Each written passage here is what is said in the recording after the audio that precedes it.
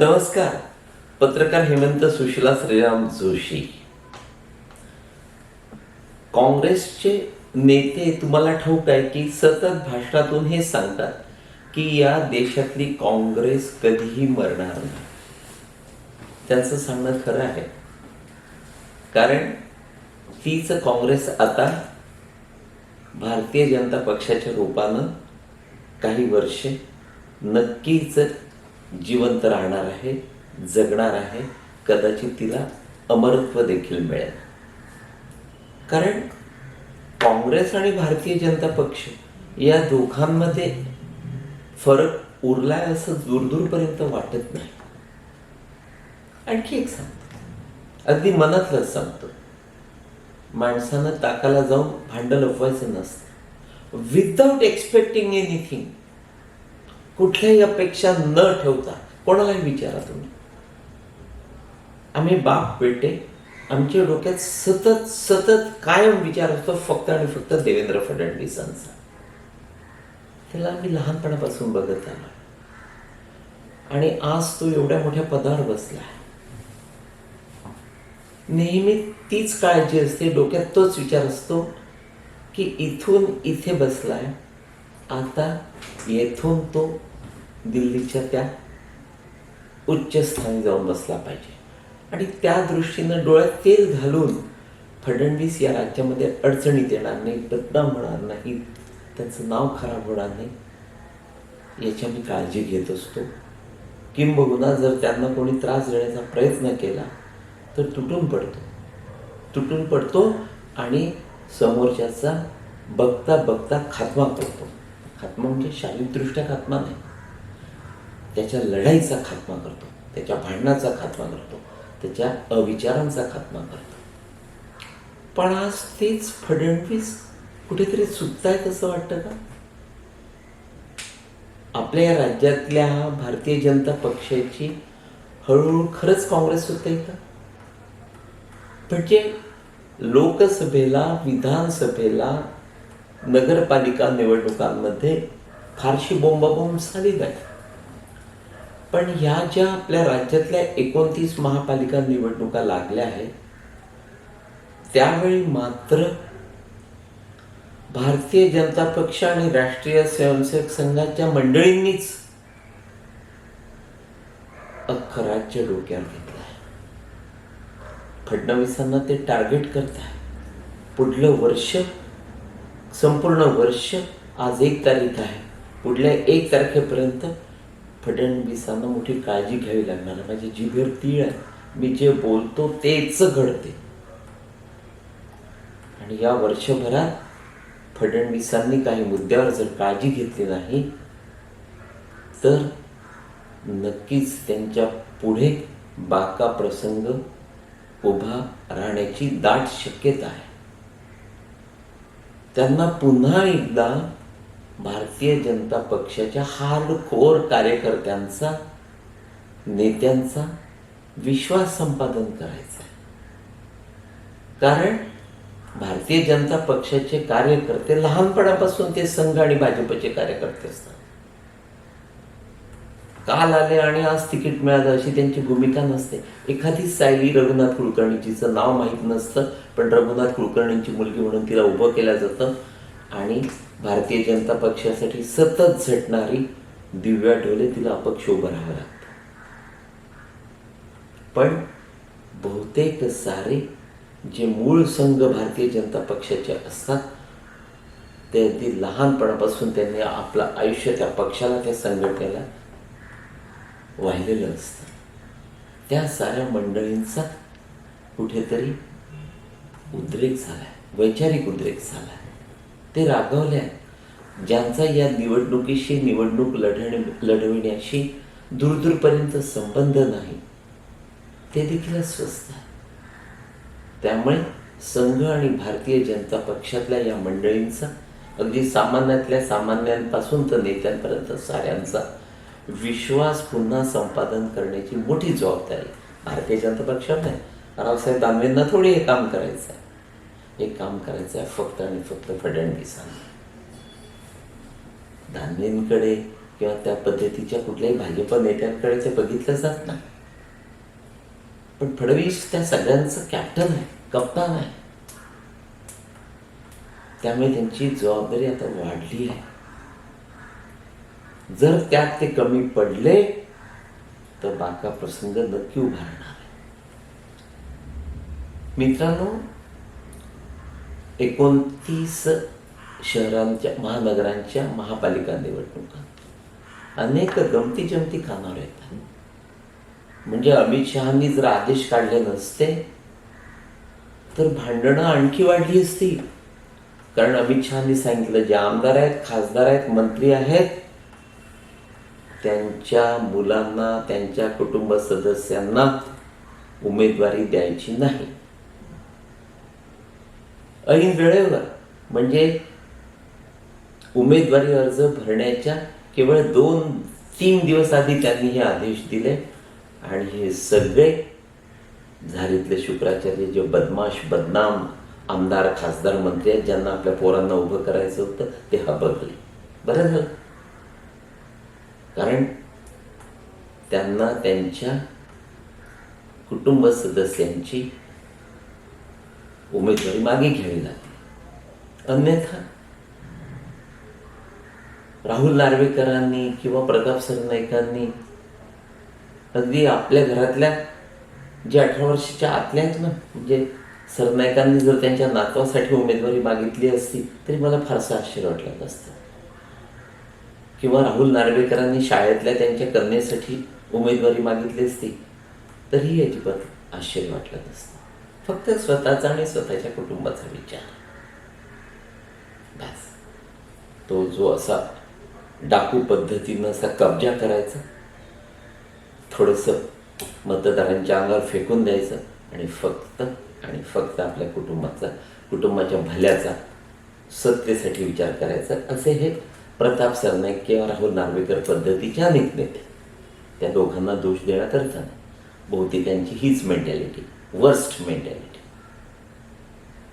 त्या साऱ्यातनं संघ आणि भाजप कुठेतरी समजला पाहिजे, समजावून सांगितलं पाहिजे. म्हणजे त्या ठाण्यामध्ये संघ आणि भाजपाचं नेतृत्व कोण करतं माहितीये? वसंत डावखरेचा मुलगा निरंजन, ज्याचा दूरपर्यंत, काल परवापर्यंत संघाशी अजिबातच आजपर्यंत संबंध नाही आणि भाजप त्याला अजूनही समजलेला नाही. तो त्यांचा जिल्ह्याचा प्रमुख.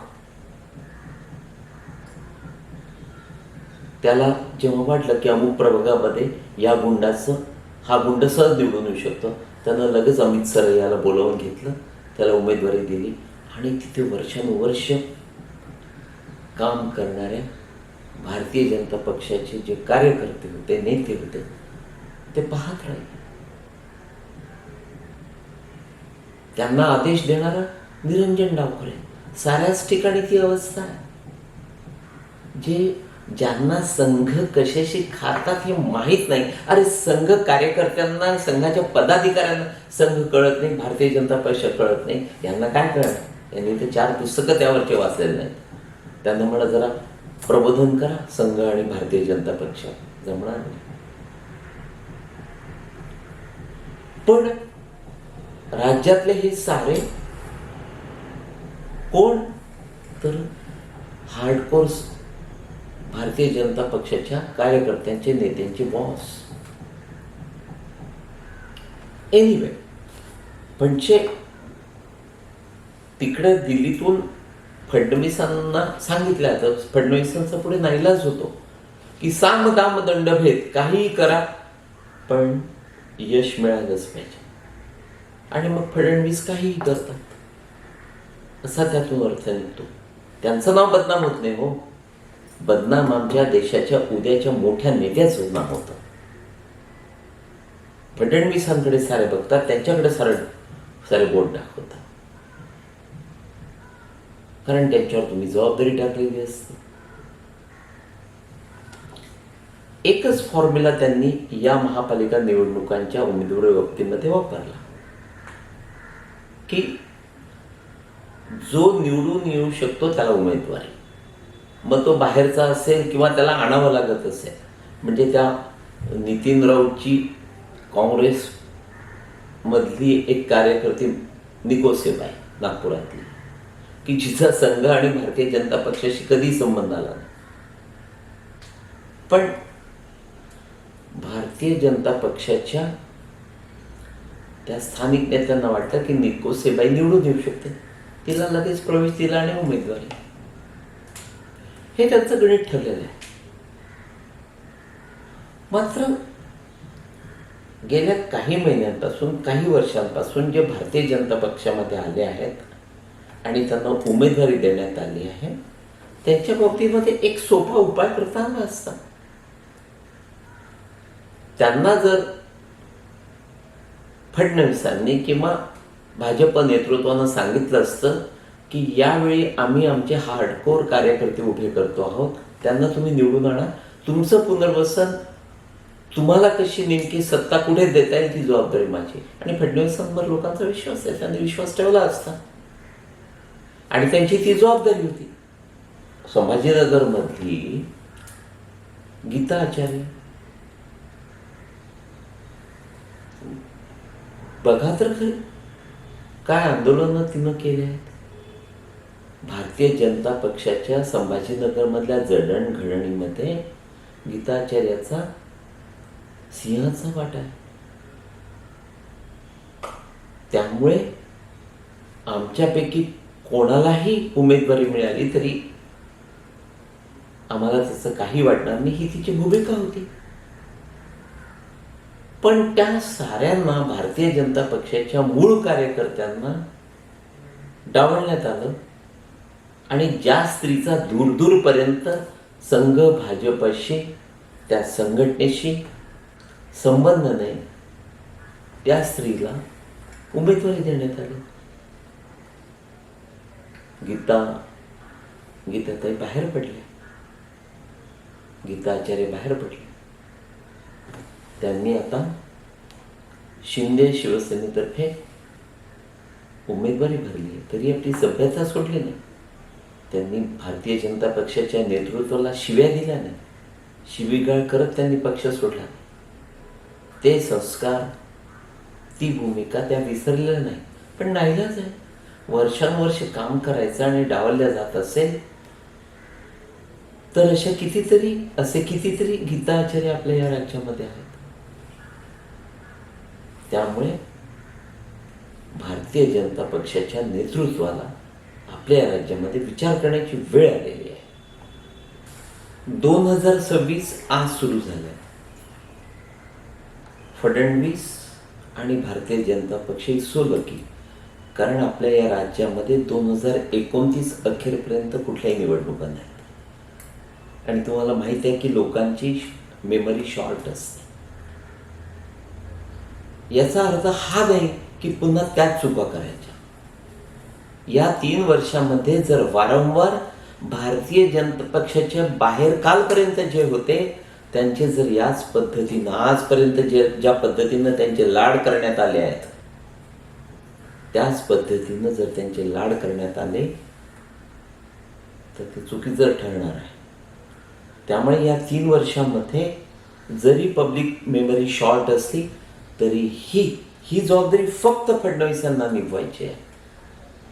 त्यांना आपल्या यापुढे तरी निदान मूळ कार्यकर्त्यांवर, नेत्यांवर अन्याय होणार नाही याची काळजी घ्यावी लागणार. ज्यांनी संघ आणि भाजप घडवला, मोहन भागवतांमुळे संघ एकट्यामुळे थोडी उभा राहिला, अटल बिहारी किंवा मोदींमुळे थोडी एकट्यामुळे भारतीय जनता पक्षाची सत्तेत आली. या साऱ्या कार्यकर्त्यांचे आणि स्वयंसेवकांचे हात तिथे लागले, त्यांचं बलिदान आहे, त्याग आहे. सो त्यांना पुन्हा एकदा त्यांच्या भावनेला तुम्ही हात घातलाय. ते रडतायत, ज्यांचा निवडणुकीशी संबंध नाही ते देखील रडतायत आणि शिव्या देत आहेत, वैतागले आहेत. अर्थातच ते भारतीय जनता पक्ष आणि संघापासून दूर जातील असं नाही, पण सांगता येत नाही काय केव्हा घडेल, सांगता येत नाही. त्यामुळे 2029 पर्यंत पुन्हा एकदा त्यांच्यामध्ये विश्वासाचं वातावरण, जे आपल्यासाठी झटतात, आपल्यासाठी काहीतरी करतात, त्यांना विसरायचं नसतं. ही भूमिका जो हा देश आणि राज्य चालवतात त्यांनी लक्षात घेण्याची गरज आहे. एक साधा माझा जवळचा मित्र, त्याचा आडनाव युनिक आहे, त्यामुळे ते सांगितलं तर लगेच तुमच्या लक्षात येईल. त्याच्या घरच्यांनी त्याच्यात एक अतिशय छान मुलगी बघितली, सुस्वरूप, घरंदाज. त्यालाही ती आवडली. तिच्याशी लग्न करावं त्याला ते वाटत होतं. पण त्याचं नेमकं एका बारबाल्यावर पण प्रेम होतं. ती बारबाला अर्थातच या ठरवून दिलेल्या मुलीपेक्षा अधिक देखणी होती, टंच होती, सेक्सी होती. आता हा माझ्याकडे संभ्रमात होते, अस्वस्थ. हा माझ्याकडे विचारायला आला, माझा सल्ला त्याने घेतला की माझं त्या कालपर्यंतच्या मुलीशी काही दूरदूरपर्यंत संबंध नाही. मला ती आवडली, तिच्याशी लग्न करावं असं वाटतं, पत्नी म्हणून उत्तम. पण तरी मला या बारबाल्याशी लग्न करायचं आहे. माझा प्रेफरन्स तिला आहे. काय कर? मी त्याला म्हटलं की दोघींमध्ये तुलना कर. आज जिच्या सोबत घरचे लग्न करू इच्छितात ती तुला गेली 6 महिन्याला भेटते अधूनमधून? म्हणाला हो. बारबाला दररोजच भेटते. म्हटलं दोघींच्या सवयीमधला कधी फरक तू जाणून घेतला का? म्हणजे काय? तो म्हणाला. म्हटलं समजा त्या दोघींना तू पैसे दिले की हे अमुक काहीतरी घेऊन या, तर काय घडतं? तो म्हणाला बारबाला जी आहे माझी मैत्रीण, ती पटकनी ब्लाऊज मध्ये पैसे ठेवून देते. आणि ती जी दुसरी आहे घरंदाज, ती नकार देते, तिला राग येतो. जेव्हा केव्हा मला एक वास्ता मनात उत्पन्न होते, तेव्हा मी तिला बारबाल्याला घेऊन गेलो की पुढल्या क्षणी तिच्या अंगावर एकही कपडा नसतो. आणि हिची साधी एक पप्पी घ्यायला गेलो तर ती म्हणाली सारं काही लग्नानंतर, मला हे आवडणार नाही. अशा एक 8-10 त्यांनी दोघींमधले फरक सांगितले. म्हटलं तुला तुझं उत्तर मिळालं? म्हणे हो. आता त्याचा संसार त्या ठरवून दिलेल्या मुलीबरोबर उत्तम सुरू आहे. मित्रांनो, भारतीय जनता पक्षामध्ये मी फार अगदी बारबाल्याची उपमा बाहेरून येणाऱ्यांना देत नाही, फारसा फरक पण नाही. आणि जे मूळ कार्यकर्ते संघाचे स्वयंसेवक आहेत ते त्या संस्कारातल्या ठरवून दिलेल्या मुलीसारखे. त्यामुळे बारबालांना जवळ घेऊन क्षणिक यश मिळवायचं की खानदानी स्त्रीशी लग्न करून कायमस्वरूपी सत्तेचा आनंद घ्यायचा, हा प्रश्न नेमका मी भारतीय जनता पक्षाच्या नेतृत्वाला विचारतोय. तूर्त एवढंच मित्रांनो, नमस्कार.